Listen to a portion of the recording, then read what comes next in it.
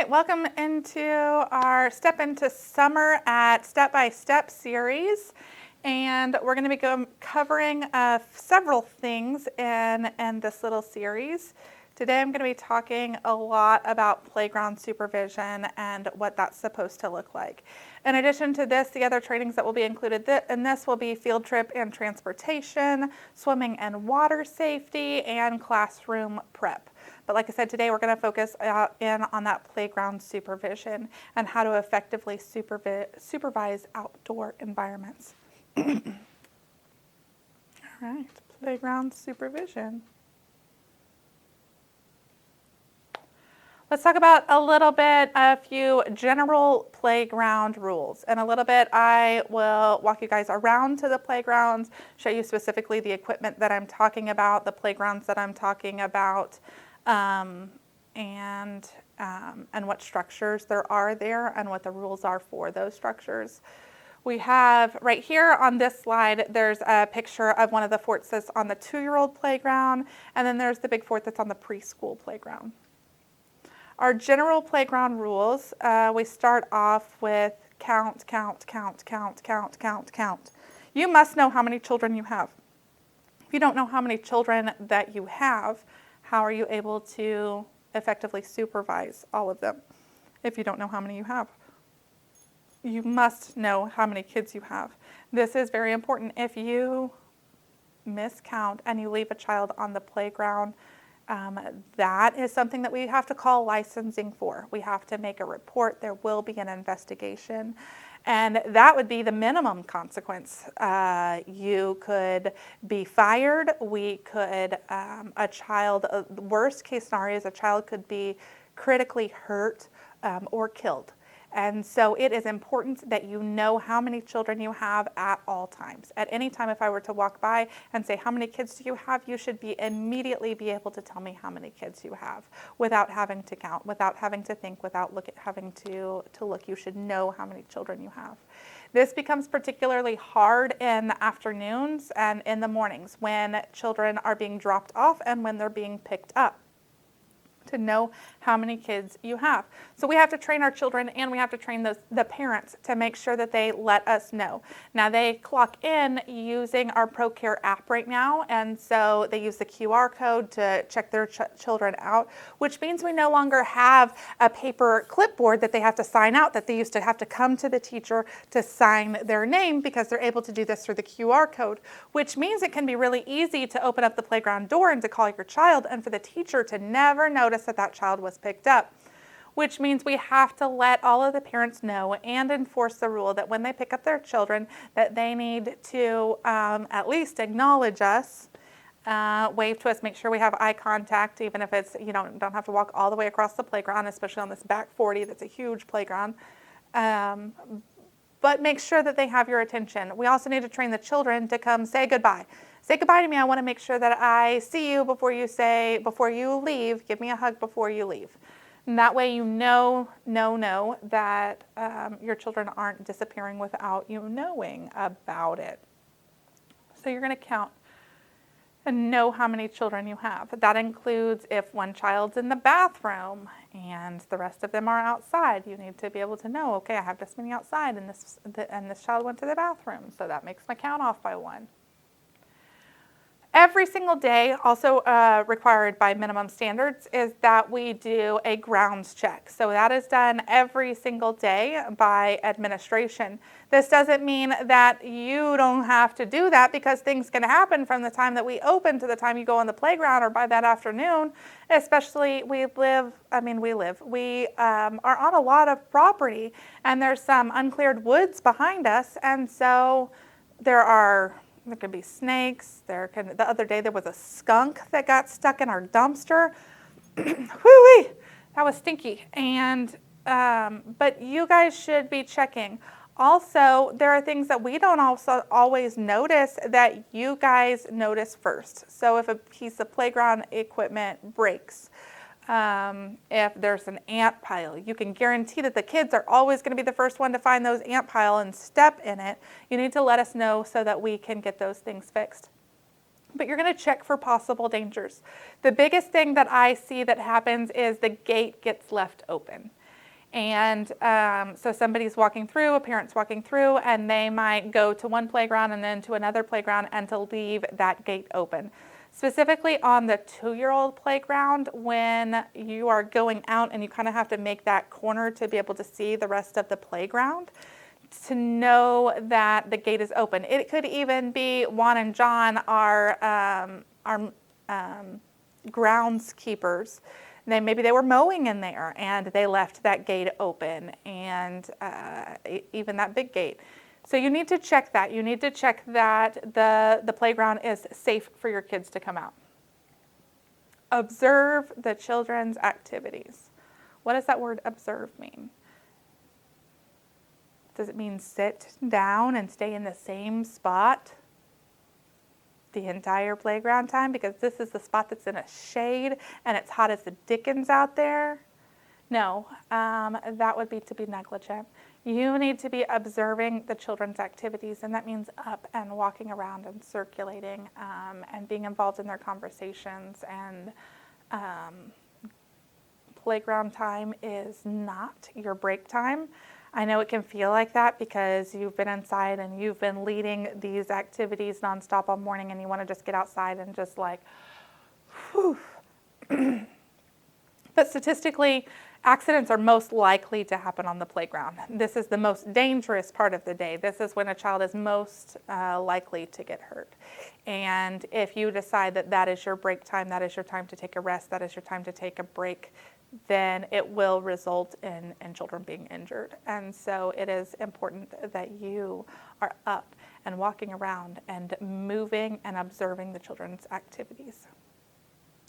When there are 2 or more teachers, which a lot of times we do try to stack those playground times together and put 2 teachers out there and have 2 classes go out there, just because our playgrounds are so huge that it's impossible. It's not impossible. It's you end up with better supervision if we're able to divide and you're able to, okay, you take half the playground and I'm going to supervise the other half of the playground. So it creates less blind spots and more supervision when we have 2 classes out there. So a lot of times we do try to do that.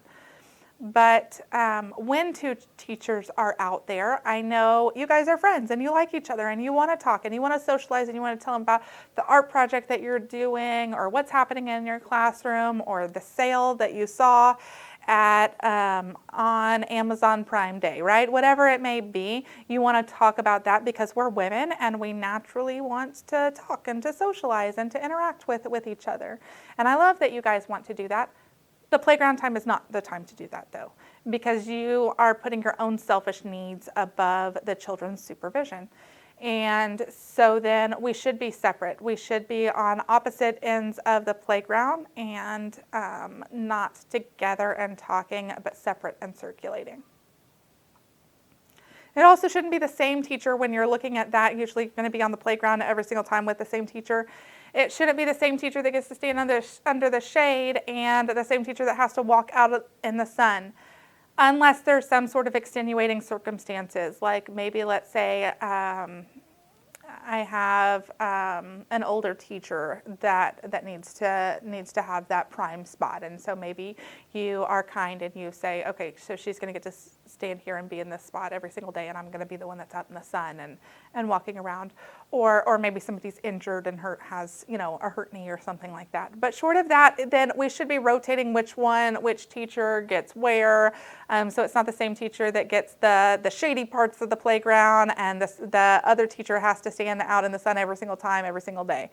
We should separate, circulate, and then we should switch positions. So that can be one day to the next. That could be a morning playground versus an afternoon playground time, or that could be within the same playground time. We'll split it in half, and then we'll switch spots.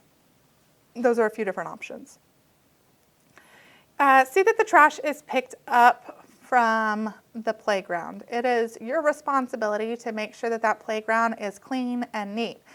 It's really frustrating when I go out there, especially on a tour, and I see the little water cups all over the place.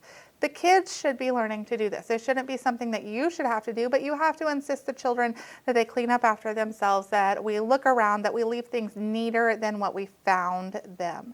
So we're going to leave the playground better than what we found it. If we need to take out a trash bag and take it to the dumpster on the playground, then we need to do that. Or we need to call the office and let them know that that needs to be done. Don't just let it overflow and let trash blow around the playground. If you see something, you need to pick it up. That includes all over our grounds. That includes in the parking lot, outside. Don't just step over trash. A lot of hands make light work. And so if you see something that needs to be done, step in and do it. But that trash on the playground, teach our kids too that we're going to respect our facilities and we're going to clean up after ourselves.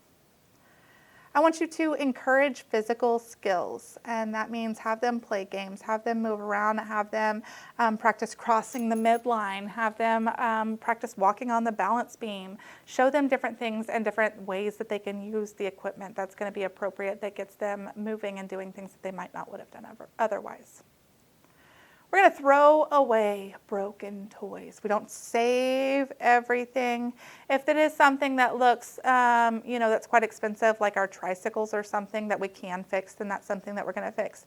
But if it's a little plastic, cheap, little Tykes toy, you're going to throw it away. There's this little spot on the 2-year-old playground that it's like where the air conditioners are, and there's a little fence. And I feel like that often becomes the toy graveyard where all the toys go to die. And so if you have a toy that breaks, you're not going to throw it over the fence into the AC little fenced off part. You're going to throw it away. Like I said, short of it being a like tricycle, expensive piece of equipment, you guys can throw things away if it's broken. If it needs to be repaired, then you need to let us know. You can send it to the office for repair and we will get that done. If you can fix it, then fix it. You can fix it. Sometimes you can fix it yourself, and I encourage you to do that. That's great. All right, we're going to observe designated playground times. Once again, those schedules that we make are very important, and you sticking to your specific playground time that is on your schedule is important, because there are other classes that will need to share that same playground. So when we make that schedule, we make it by looking at the entire school and who needs to go outside when. If your playground schedule for some reason doesn't work, let's say things need to be rearranged on your schedule for one reason or another, you can't just decide to do that on your own. You need to come and talk to the office, and we need to be able to approve those changes and to correct it on your printed schedule that's going to be in your classroom and get that back out, because it's important that we stay on schedule as much as possible. So observe designated playground times. It's also just not kind. If you're staying late, then that's preventing another class from being able to go out there, and then they get cheated out on some of their playground time. And so be kind and courteous and notice the time, notice what time you are scheduled, and be on time, be punctual there. Do not let children go in and out without asking. All right, today we are here on our preschool playground. This is our 3 and 4-year-old playground. The classes that will go to this playground is going to be the Cubs and the Dolphins. Hold on just a second, sweetheart. The Cubs and the Dolphins and the Eagles and, hold on. Cubs, Butterflies, Dolphins, and Eagles. So pretty much the 3 and 4-year-old pre-K classes. So we're going to kind of go through the playground and talk about the different pieces, talk about the children that are playing on the equipment and the right way to do that. The first thing that we do when we come out into the playground is each of the classes has a separate place to meet. This really helps if we're doing a fire drill or some sort of emergency thing, when we just open up the door, that the children don't just run out, that we're able to do a count to make sure that we got everybody out of the classroom and that you have all of your children with you. So typically what happens is I have this little walkway over here, and the 2 4-year-old classes, my Dolphins and my Eagles, will stop on the walkway and make sure that they have everybody before they're released. The Butterflies class will stop at the Yellow Barrel, which we'll see in just a second. And then the Cubs class will stop at the Yellow Slide. And that's just really a congregation area for us to meet before we are released. Once again, kind of just making sure that we have all the children that came outside with us. Nobody was forgotten in the bathroom. Just an extra check and balance there. When we look behind me at the tricycle tracks that's on the preschool playground, this is the only playground that has a tricycle track. You'll notice that there are arrows painted on the track. It is important that the children follow the arrows and go the right way. That's something that we learn in circle time, that the arrow means go this way. And so it's important for the kids to be able to do that. So on the first couple weeks of school, or when you first get a classroom, you would explain that to them. We've talked before about discipline and guidance, and that preventative discipline, so that you're not yelling at them afterwards or getting onto them and they're getting in trouble for something that they don't know the rules for. So playground is definitely something that we're going to have to talk about the rules, learn the rules ahead of time, so you're not going behind them and having to say, don't do this, don't do that, don't do this. They know what the rules are and they know what the expectations are. So the kids need to follow the bike tracks. Behind me, you'll see that the kids are following the arrows and they're going the right way. The little spot in the middle, that's the only way where there's two-way traffic. Everywhere else is one-way traffic, but the part in the middle has a yellow solid line, and it is two-way traffic. So we're going to teach them about all of those. That's going to be part of environmental awareness for the kids, to be able to know what those traffic signs look like, to be able to know what the right thing is to be able to do. When the kids are riding on the bicycles, they should be riding the right way, which means they should be sitting down on their bottoms, and we shouldn't run into anybody. We're not allowed to crash. They're not bumper cars. That obviously can create injuries, and so we want to prevent that from happening. So if the car in front of you stops, the tricycle in front of you stops, then you need to stop too, and you need to start slowing down and being aware of your surroundings. All of those are great life skills that we're teaching here on this tricycle track. There are a few different kinds of bicycles. There's the regular tricycle, then there's a scooter. That should be used the right way. That's going to be a standing, and we're going to scoot with one leg. And then there is a wagon back there. With the wagon, you'll see the child that's riding in it now. They need to just make sure really that their feet aren't dragging, that they're not ruining their shoes. A lot of times that will look like riding on their knees and holding on. They need to be holding on. Also, it becomes dangerous if their feet are hanging off of it, because if somebody does accidentally run into the back, then that can really hurt them. So they need to make sure that their feet aren't hanging off. Now the bicycles need to stay on the bike track whenever they are in use. It's okay to park them off to get to the side right now to switch drivers or to change positions or to do that sort of a thing. But when they are riding, then they need to stay on the bike track. If we are waiting for our turn, then we need to wait over here on this little concrete pad right there. So that would be where a child would wait to be able to go on the bike track. If they are waiting on the bike track, then they don't get a turn. And that is really, once again, to keep everybody safe. If a pedestrian is standing on the bike track, they could get run over. They could get really hurt. So we want to make sure that they are learning to wait in a spot that's off the bike track, where they don't get run over and hurt. So the children waiting are going to wait on that concrete pad while the other children are riding around, and then you can get back on there. Let's see, we have our little merry-go-round tricycle that's in the middle. Same thing, as we just want to really prevent their shoes from getting destroyed. Parents spend a lot of money on these shoes, and so when they're dragging it to stop, then they can get holes in their shoes. We want to make sure that their shoes are tied, and that they are safe, that we stop in order to let a child on or off of the merry-go-round tricycles. And we want to teach them how to pedal backwards in order to stop rather than to drag their feet.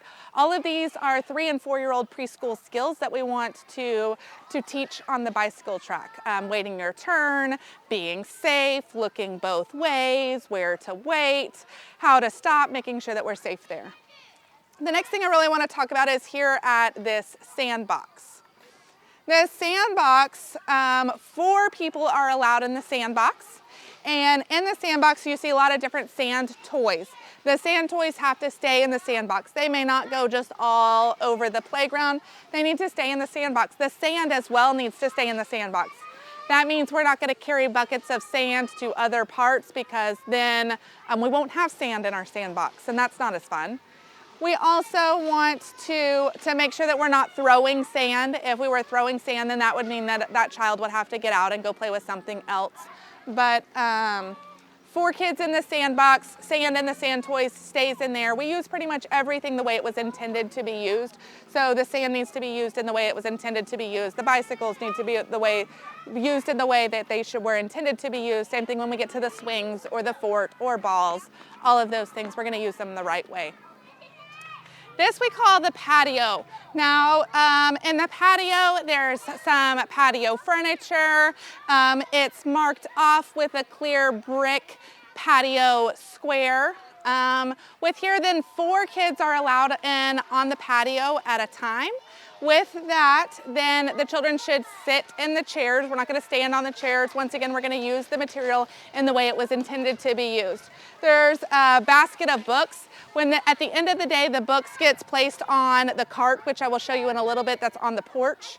But the basket of books, the children are allowed to use the books on the patio while they're sitting in the chairs or on the couch the right way. Okay, so now we're on the porch. The porch includes the concrete slab with the blue awning that's overhead. There's a lot of fun things that do on the porch. The basketball or the ball holder stays on here, but we're going to use the balls on the grassy area, and I'll show you where that is in a little bit, but this is where it's stored. Also, I told you about the books that are on the patio. The books on the patio will be stored in this cart that you'll see behind me. All of the other baskets on the cart will stay on the porch. So there are things like little cars or cones or hopscotch or cups, like stacking cups and things like that. That's going to stay here on this porch unless for some reason that you have a specific activity that you're pulling it off. The children in general can use it and put it up and leave it on the cart right here. It is every class's job to make sure that they leave the playground how they found it. So that means that even if another classroom is coming out right after you, that you leave the playground put up and cleaned up.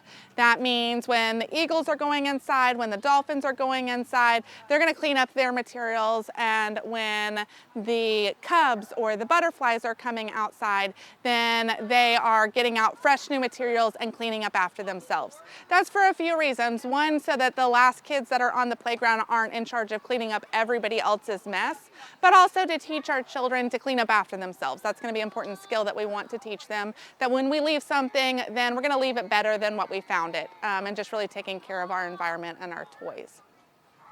When it comes to these carts, there are actually 2 carts. There's one that's over here, and there's one that's going to be over in between the 4-year-old classroom doors. The cart that's in between the 2 4-year-old classroom doors, that's going to be the 4-year-old cart. This one right here is going to be the 3-year-old cart. Now I already took the cover off of it, but at the end of the day, there's a big green cover that's going to go back on top of it. Make sure that we protect and take care of all of our materials. The next thing is you'll see that we have water out here on the playground.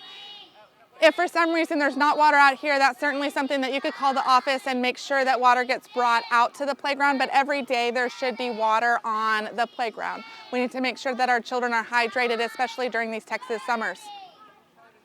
once again, with the cups and the things like that, is we want to make sure that we teach the children to clean up after themselves, that the cups are picked up in between before you go back inside, that we look around, that we clean up the trash. That's it. Their water bottles and everything also should stay at the picnic table. The water bottles should stay at the picnic table, and that way they're not just left all around the playground, and you don't forget water bottles outside, and for them to be left outside when the parents come to pick up, then they can't find the child's water bottle, and that's because it's left like underneath a fort. That would be really hard to find. So in order to keep track of everything, you're gonna have the children come to this table in order to take their water breaks. All right, so the next piece of equipment that I want to talk about is our swings. We have a set of swings right here behind me with 2 swings, and then there's another set of swings that's over here, and there's 4 swings on that piece of equipment. Okay, so we have 2 sets of swings. Swings can be very dangerous if they're not used the right way, but we want to teach our children to use them the right way to prevent accidents and to help with their gross motor development. That involves using their arms, using their legs, pumping themselves. All of those things are things that they're going to learn in their preschool year, somewhere in between the 3 and 4-year-old year.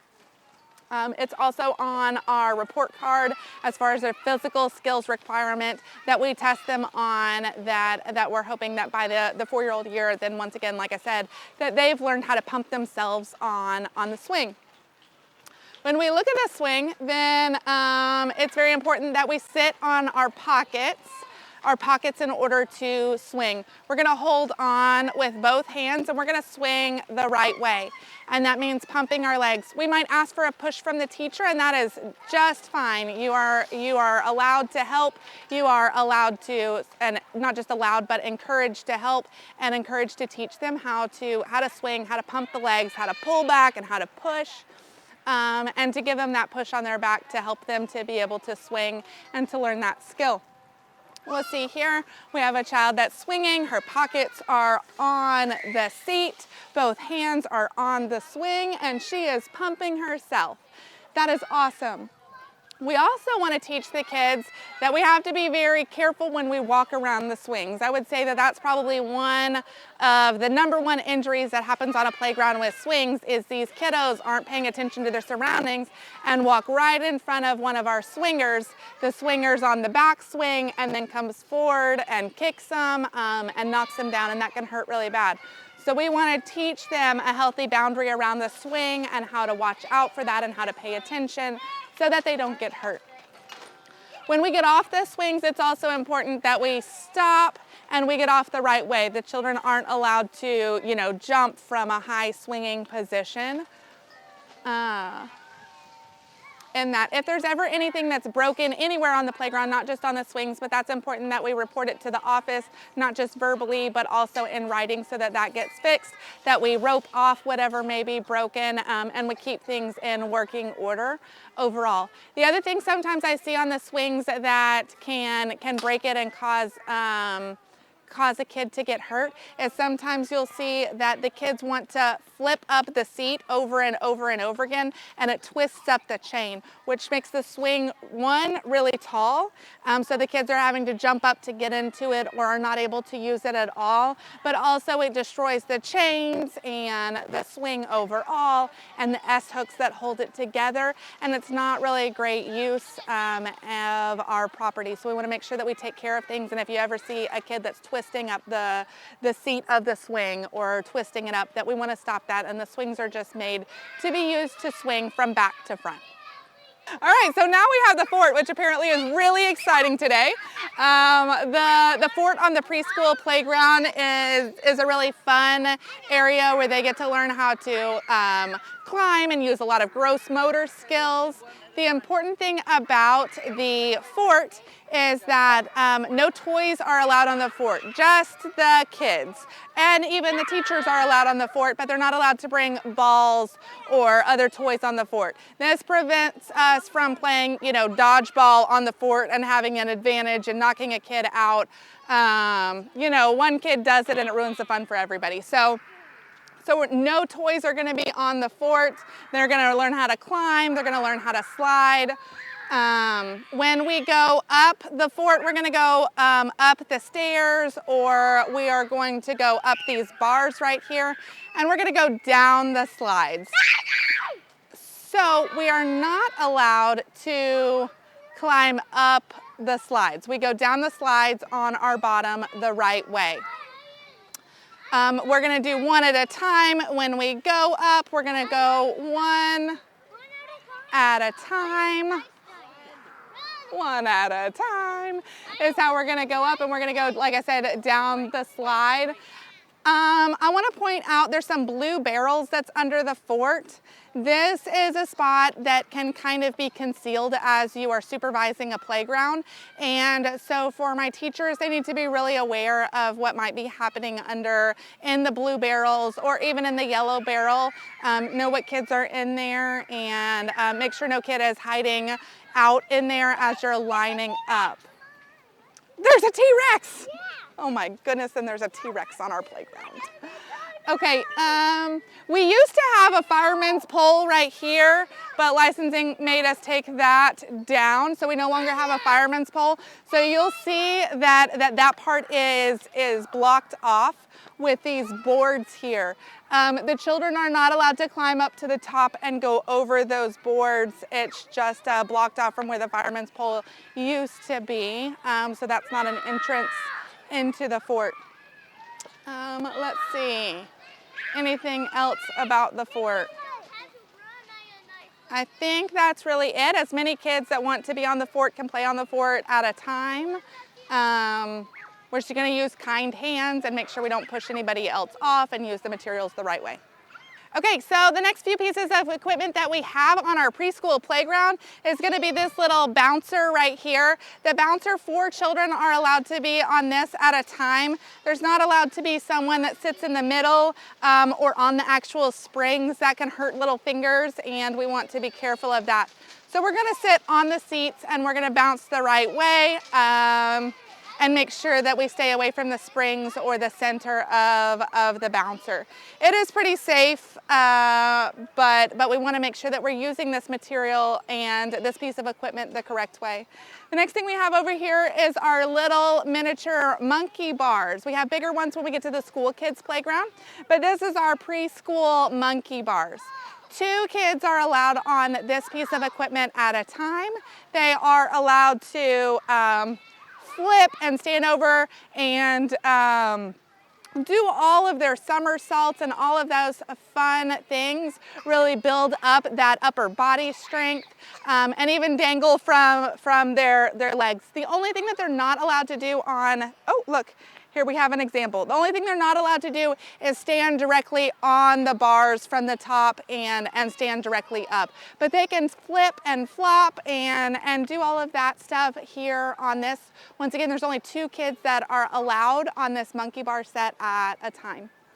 Now behind me, you'll see the grassy area. The grassy area is the #1 area that I notice that will lack supervision. And so we need to make sure that this area is supervised, that when you are walking the playground, that you have eyes on this grassy area. Mainly because the boys come out here with the balls, they want to play over here, and it can have a tendency to turn into a preschool fight club if you're not paying attention and watching, because they know that if the teacher is standing over there on the patio, then they can't see over here if you're not walking and supervising, and next thing you know, you have a mosh pit of little boys that are duking it out.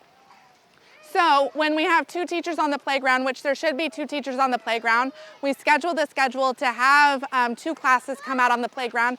Because it is such a large playground, I need a teacher on one end of the playground and a teacher on the other end of the playground to make sure that the entire thing is supervised.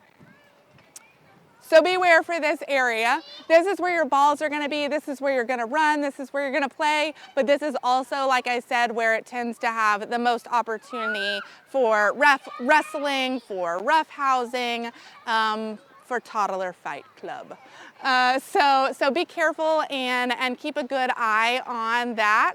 I tend to walk a lot from one building to the other building, so a lot of times I will catch something like that happening and make sure that to stop it. But I need for our teachers to be circulating. It is not okay to stand on the porch the entire time with both of the teachers together. That creates less supervision on the playground, and we just doubled the amount of children by putting 2 classes out here. The playground is the number 1 area where we will have injuries. More injuries happen outside than they happen inside, right? That's obvious. When you think of your own children or where accidents happen, they're more likely to, fall off and break an arm on a piece of equipment like the monkey bars than they are sitting down in circle time. And so then we need to have more supervision and making sure that children are doing the right thing to make sure that we prevent as many injuries as possible. That's why we need to separate and we need to circulate. Separate and circulate is how we're going to supervise our playgrounds and making sure that all areas are supervised and the kiddos are watched and our rules are implemented all the time. All right, so the next part that we have is our preschool garden. And in the garden, there's a lot of wonderful things. It is an activity that is included in every preschool classroom's schedule. It's not a part of their outside time. It's going to be a special activity like library or cooking or art or Spanish. There will be a garden time for everybody. If you are really into gardening and you just have a green thumb, then come and let us know, because I'm always looking for people that are, let's say, better than me at being able to keep plants alive. And if that's something that's your passion, then I would love to, make sure that we have people that are passionate about that are in charge of making sure that our garden stays beautiful and wonderful throughout the year, and that the children have ongoing activities to be able to do in it. You'll notice we have a little butterfly house. We have several little planters. There's a lot of tools. There's a child-sized wheelbarrow in here. There's tomato cages. There's little watering cans. There's little shovels and little painted rocks and bugs and things like that.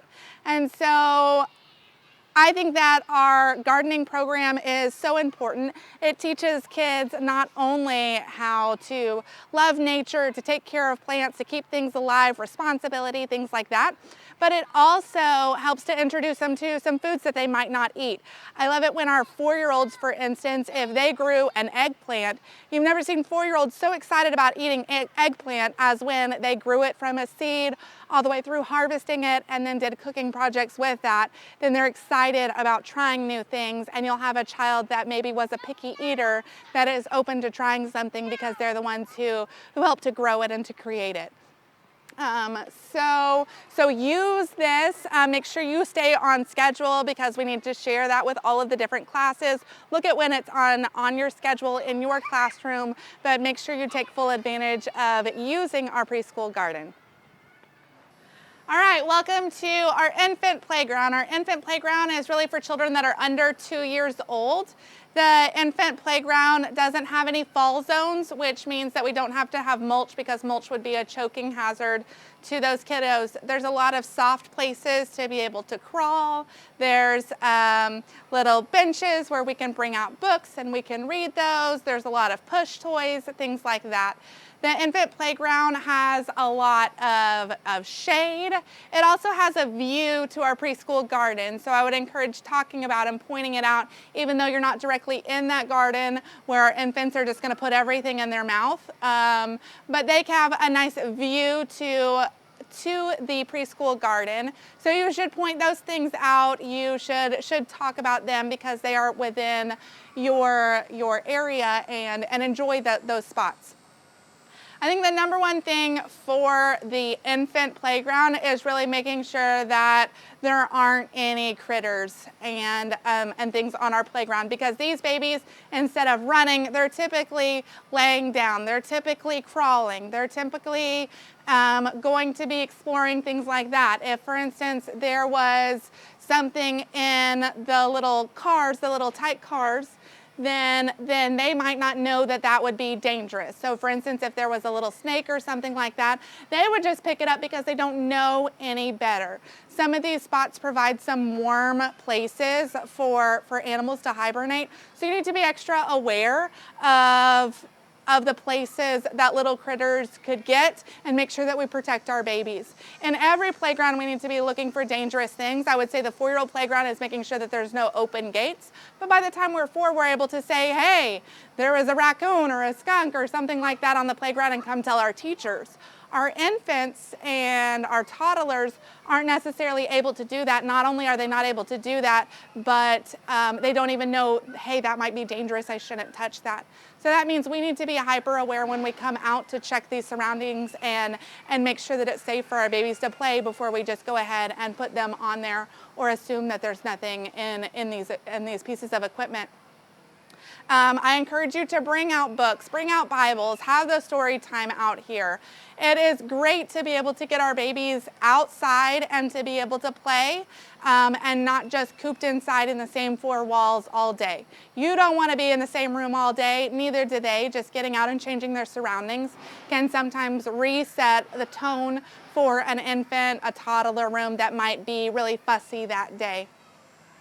We need to make sure also that all of the babies bring shoes every day. That's something we need to communicate to the parents, that these babies bring shoes because we are going outside. And a stroller walk doesn't just count as outside. These kids need to be able to get out of the stroller and to be able to learn and to explore and to feel and to crawl, to use their fine motor skills, to use their gross motor skills, and to be able to explore the grass, to be able to push all of the little toys that are in here, to be able to socialize with their friends and have those interactions outside, not just stroller time.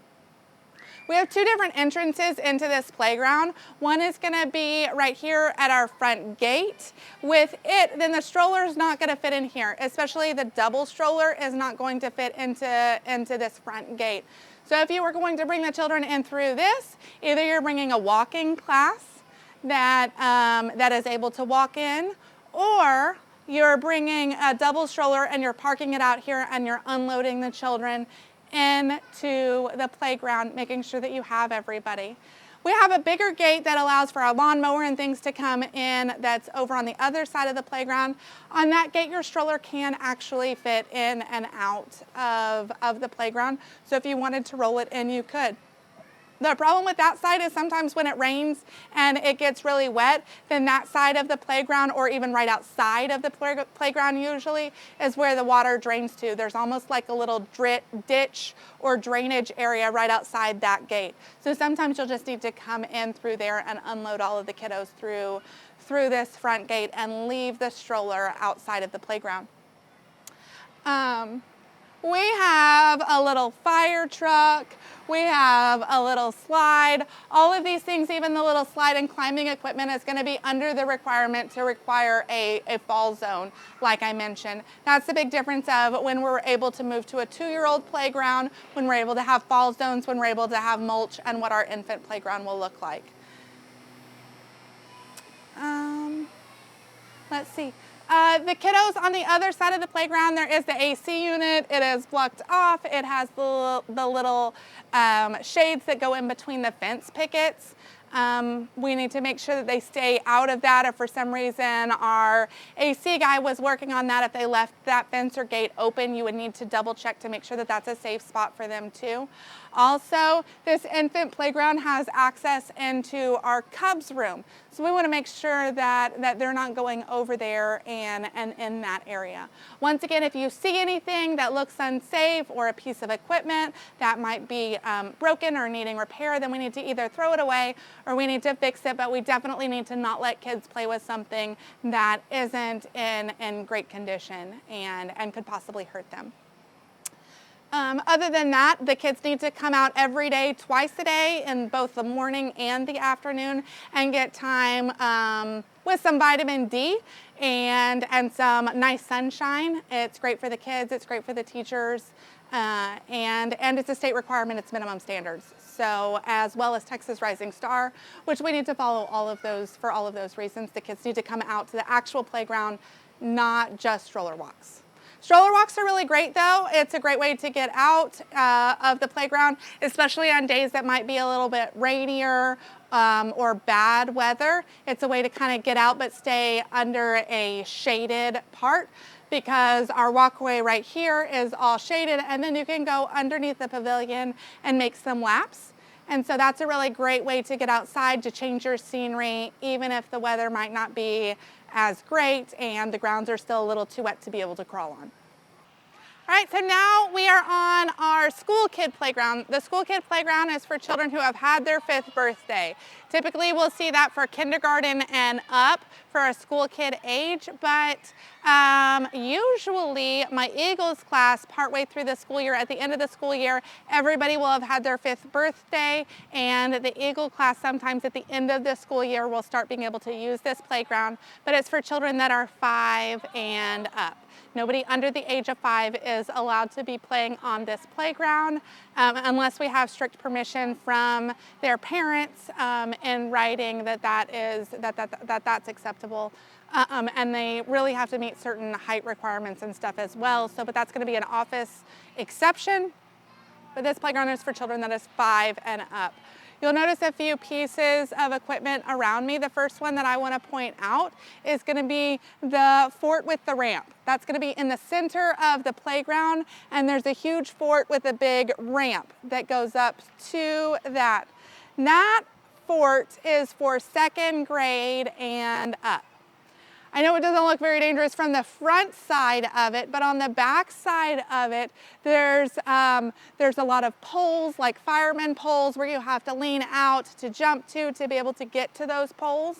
And you can walk on even some really thin boards. There's a lot of opportunities for gross motor skills, for advancement, for upper body strength, but it's going to be appropriate for only our 2nd graders and up for that big ramp fort.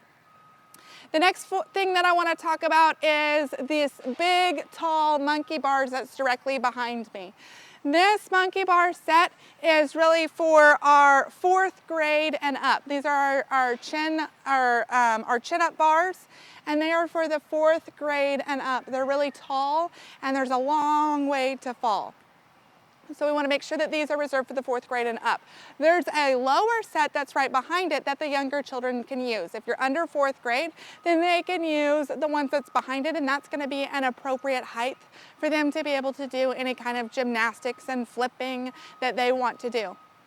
The same rules are going to apply as what was in the preschool area, as they're able to dangle and hang from their feet and flip over on their stomach and to be able to pull up and do all those things.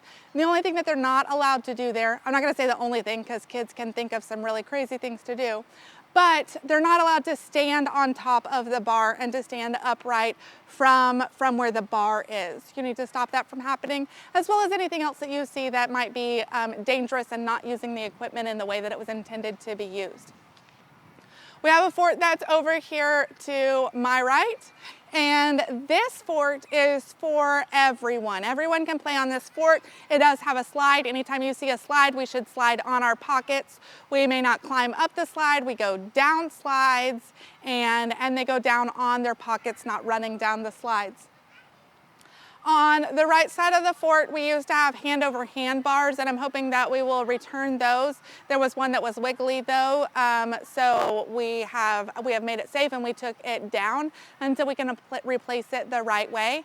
If that were to return, then the children have to be able to reach the bar without jumping for the bar, without standing on their tippy toes. They need to be able to reach to the first bar to be able to do the hand-over-hand. We go one way, and that's going to be away from the sun, kind of so that they don't get blinded, but every child is going the same direction, and they're able to reach for that first bar without jumping for it. Let's see. Over here we have some tires. The kids will do flipping of the tires and all sorts of fun stuff here. We have our tether balls that are going to be up in front of me, and in front of me the tether balls. We're going to play with those the right way. We should teach our children the right rules for tether ball. We should use those the right way. When children choose to sit on the ball, like it's a tire swing, then it breaks, and then we don't have a tether ball until we're able to replace that. So make sure that they're treating those materials with respect so that every child gets to participate in playing tetherball. Over on the left-hand side is a basketball court. The basketball court, we are going to play that the right way. There's a ball container that stays on the back. Same thing as we're not going to dangle from the net if we can touch it. We're going to use sportsmanlike conduct. We are going to not push each other. If it would be considered a foul in basketball, then it'd be a foul here at Step by Step, so they would need to sit out if they are being rude, unsportsmanlike, and being too aggressive there. But we want to teach our children the right way to play these and to follow the rules and do those things. We do have up here at the front of the playground as well, we have what we call the child care shed. The child care shed is going to be really just holding pieces of furniture and equipment. So Miss Green might say, oh, that's in the child care shed, or put something away in the child care shed. This is what she's talking about. The other sheds that we have is going to be back over here. And that's the PE shed. It has all of the PE equipment. Our PE teacher is in charge of the PE shed and making sure that it stays beautiful and organized and that the equipment stays together. With that then, occasionally we have been able to allow our teachers to go into the PE shed to get things, but we've occasionally had to stop that privilege because it wasn't returned the right way. So it will kind of just depend on the PE teacher and our current teachers and our current students and our current classes on whether or not they're respecting that privilege or not, on whether or not the teachers are allowed to take things from the PE shed and to use them for recess for their playground time. Back behind the ramp fort, at the very back end of the playground, you'll see the swings. The same swing set rules apply to the school kids playground as they did to the preschool playground. We're going to sit on our pockets. We're going to swing the right way. We're going to swing front to back. We're not going to twist the swings either up by the seat or twist them around to make our friend dizzy. We're gonna stop, we're gonna get off the swing the right way instead of jumping. The other day I saw kids wanting to play pine cone tag or pine cone dodgeball off the swings. You know, whatever silly things that they come up with, if it seems like common sense that that's not gonna be a smart game to play, to throw pine cones at the swingers, then you're gonna stop that. You're gonna observe that and you're gonna stop that, and we're gonna swing the right way, and we're not gonna throw pine cones or sand or anything else at our swingers or really anybody else on the playground. So, but it's on the very back of the playground, that swing set, so make sure that we're once again observing and watching all parts of this playground. I would say this is the one playground where a lot of times I don't have two teachers on this playground, and that can be really dangerous because it is my biggest playground and I often have one teacher on it. If you're the only teacher on this playground, then if you're over here, then you're going to close off the area that you can't see. And so you're going to make sure that the pavilion maybe is the part that I can't see, because today we're playing over here on the mulch areas, on the fort areas. If I can't supervise it and I'm the only teacher out here, then I'm going to keep the kids from playing over there.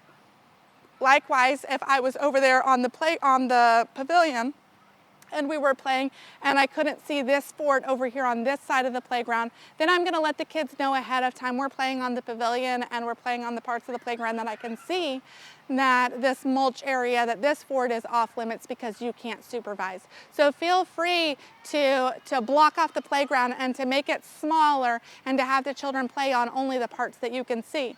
Once we have two teachers on the playground, then that really opens it up for the entire playground, assuming that the two teachers are separated and circulating, that they're on opposite ends, that they're not sitting together on the picnic table talking about the sale that they saw at Kohl's.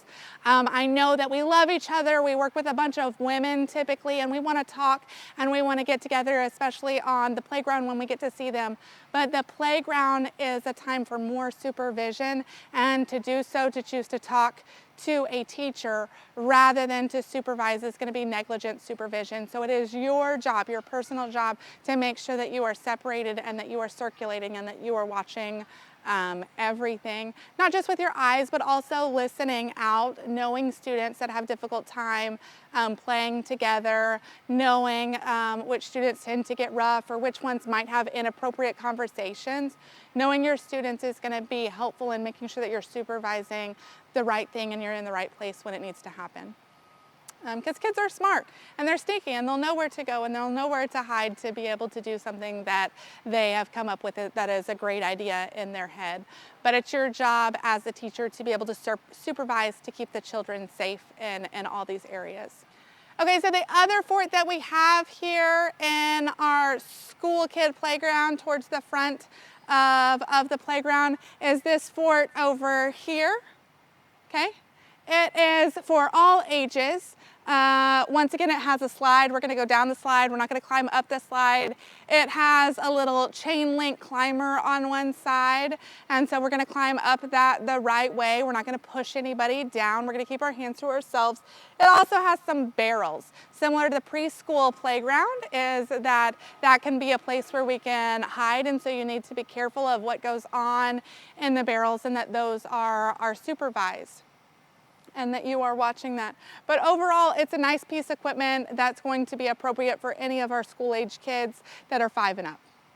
Okay, so these are our hand-over hand bars behind me here. They are for 3rd grade and up. The other requirement besides being in 3rd grade is they have to be able to reach the first yellow bar when standing without jumping for it. So that means if they're to stand on this platform right here and they're to climb up on this platform, they need to be able to reach this ring without jumping for it. And they can go hand over hand here. If they have to jump for this ring, then they're too short to be able to do this piece of equipment here. Once again, supervision is key. There's a lot of things that they can think of to do with this. We're going to use it the right way, the way it's intended to do those hand over hand bars for 3rd grade and up. Okay, so these are what we call our parallel bars. The parallel bars are for any age that's 5 and up that's allowed to be on this playground. This is going to be appropriate for them. There's several things that you can do. Obviously, we can use them like the chin-up bars where we can dangle and hang, and that's a lot of fun. There is a little game that a lot of the kids like to play called Up and Over. With that is each student is going to start on either end of the parallel bars, and what they're do is they're going to jump over the bars like this and run to the other end, and the other child is going to do the opposite, and they're going to go around and around until the one child is able to tag the other child. That's going to be the Up and Over game, and which is typically how I see most of the kids play on this equipment, besides just sitting and flipping and hanging upside down, which is really fun too. Okay, so this is the pavilion on the school-age playground, and with it, then I do have some tricycles that are here. The tricycles are for kiddos that are in 2nd grade and under. It is not for the big kids. There's a lot of things that are on this playground that are just for our 3rd grade and up. So the tricycles are something that's reserved for our 2nd grade and under. With the tricycles, they need to be played with on the back third of the pavilion, so on the back half of the pavilion. That allows for our kids that want to play Foursquare or any of the other games that are painted here on the pavilion to be able to play that without having a tricycle run through their Foursquare game. So they'll be on the back third of the pavilion, and then everybody else can play on this 2/3 of the pavilion here. It's a wonderful area to be able to play, especially if maybe the weather isn't great and a lot of the playground is really wet and muddy. Then staying on the mulch or staying on the pavilion is you're able to actually get to go outside and to get some steam off, some energy worn out while it still might not be wonderful. And there still might be mud and stuff in the grass. You're just gonna restrict them to just the pavilion. Like I said, if you're supervising the pavilion, there might be some spots on the playground that you aren't able to see. So you're gonna cut off those spots and be able to, that you're able to supervise the entire playground or whatever the children are allowed to play on that day. It's also going to be important that whatever balls that you play with, that those get put back. The way to lose the privilege of being able to play with the balls or the PE equipment or any of that is going to be if you choose not to put them up. If at the end of the day the balls are spread out all over the field and whoever's the closer has to go and collect those and put those up every day, then they're not going to let you play with those the next day. And you're going to teach your children to do that. That shouldn't be the teacher's job to clean up all of this stuff. That should be the kid's job. You just have to make sure that it's done before you go inside. So when you're lining up, you're going to say, oh, we're not going to go inside until I still see a ball that's out. You need to make sure that that gets put up. So we're leaving the playground better than what we found it. Same thing with the trash, as we have several trash cans that are out here. If you see that it's overflowing, then one, you can either, take out the trash or let the office know that it needs to be taken out. But make sure that the kids that are drinking their water bottles and their little paper cups and everything, that they're throwing away those little cups and we're not leaving the water bottle, the water station trash all over the playground for somebody else to clean up. You're going to train your kiddos to pick up after themselves and to make sure that they don't just throw something on the ground after they're done using with it, because we don't mess with Texas. So those are kind of the things that we're going to do here under the pavilion. It's a really nice shady spot, especially when it gets hot outside.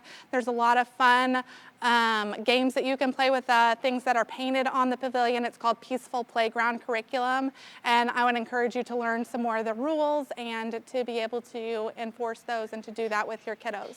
Another thing they like to do under the pavilion is usually a kickball game.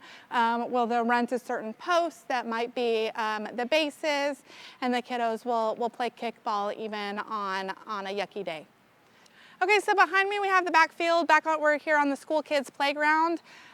There is areas that is well manicured and cut on a regular basis. The ground is nice and level and flat. There's no big potholes or anything where a child could break their ankle or step or fall into something that's dangerous. This is the area where we are going to play things like flag football or soccer or tag or things like that will be here on this back playground. You'll notice that there's a part where the grass line gets just a little bit taller. And that part, the ground is not leveled. So if the children were to run in that ground, it's not level, you could easily step in a little hole, twist your ankle, get hurt. There also starts to be critters and snakes and things like that that will like to find homes once we get into the area where the grass is a little bit taller. Beyond that part, then there's the tree line. The tree line is no longer our property, so we may not go beyond where the tree line starts. Behind the tree line is the train. The train is really exciting. A lot of times your kids will hear the train, especially on the preschool playground. They're all going to run to the fence and be like, the choo-choo train. It's a lot of fun up and until you are trying to give instructions for your class to line up and the train goes through, in which case you're just going to stop and wait till the train finishes in order to finish your instructions. But there is a train back there, and that's a lot of fun, and the kids will like to hear the horn and the whistle. But make sure that the kids play on this side where it's well manicured grass and not where it gets a little bit taller, and certainly not in the tree lines. The great thing about past the tree line is a lot of time you'll be able to see deer and wildlife and some things like that. So keep your eye out for it, observe it from over here from a distance, and enjoy God's nature. Okay, so now we are on the 2-year-old playground. Welcome to the 2-year-old playground. There's a lot of things here that we need to make sure that we're obviously supervising with 2-year-olds, because they can come up with some really awesome things to do. And so 2-year-olds is very important for supervision. The way this playground is kind of shaped, it kind of has an L shape to it. So if you are over here and you are helping a child to go to the bathroom, it's important that those 2 teachers on the playground, once again, that one of them is on this side of the playground so that there's no blind spots and everybody is watched and everybody is being supervised while you're out on the playground. With this playground, one of the things that we have is the swings. With the swings now, instead of like the other swings where you've seen, these are bucket swings, meaning they have holes for your legs, both on the front and the back. So they need help getting in and out of the swing. So this is the teacher that's on this side of the playground is either helping with potty training with the bathrooms that are attached to this playground, or they are helping the children to be able to swing. Those are the two responsibilities of the teacher that's on this side of the playground.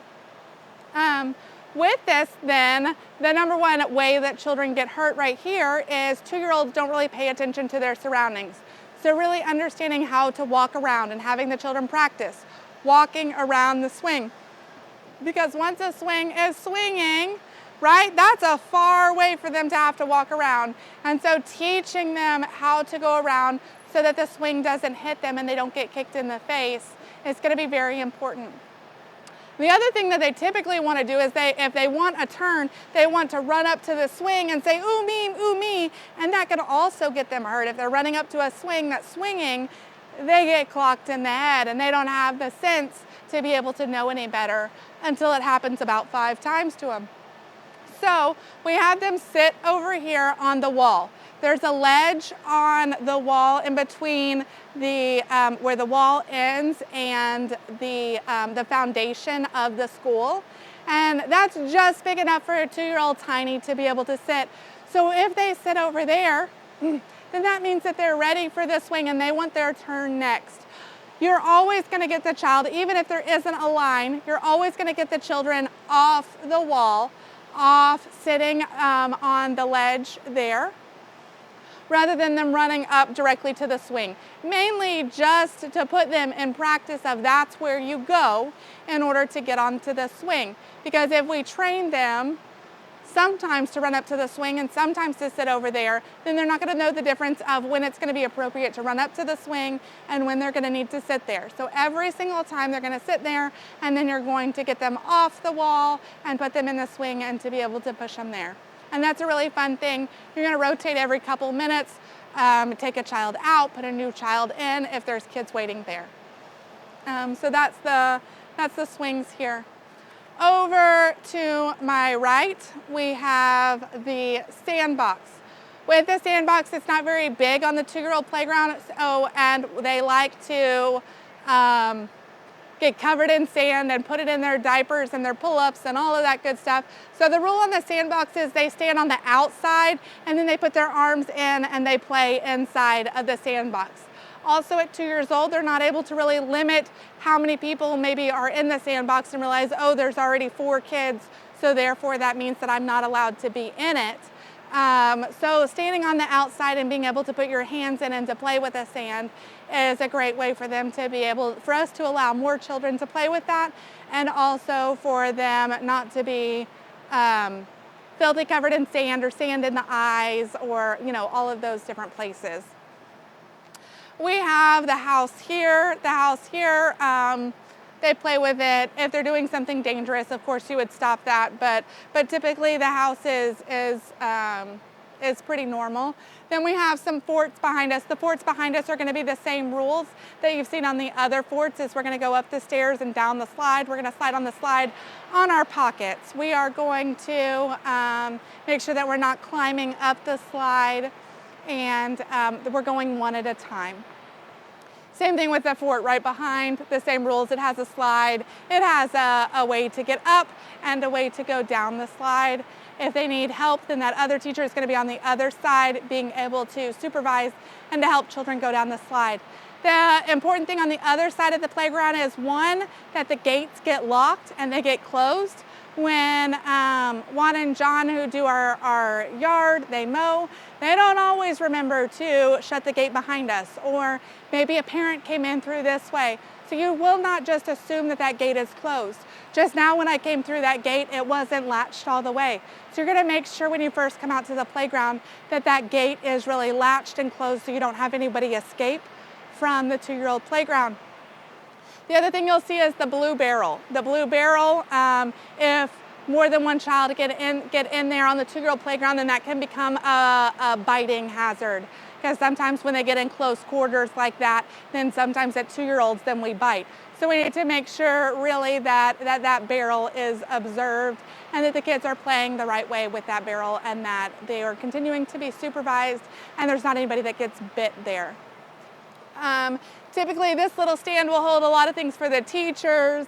It'll hold bubbles, bubble machines, kind of fun things there. So you'll see that, and definitely as teachers, use those bubbles, use the bubble machines, have fun out here, play with the kiddos. Oh, the one other thing on the other side of the playground is the kids aren't allowed to play in the dirt. They can play in the sandbox here, but not the dirt over there. Sometimes the dirt will hold ants and things like that, and we don't want them to get ant bites. So they need to play in the sand on this side of the playground. Oh, one more thing is on this side of the playground, there's the part where the AC is blocked off, like that. I tend to find that that can sometimes become a dumping grounds for trash. And so be careful to put your trash in the trash can, or even broken toys need to be discarded or fixed, not just thrown over the fence into that little triangle area there. So this is the 2-year-old playground, and have fun and follow the rules.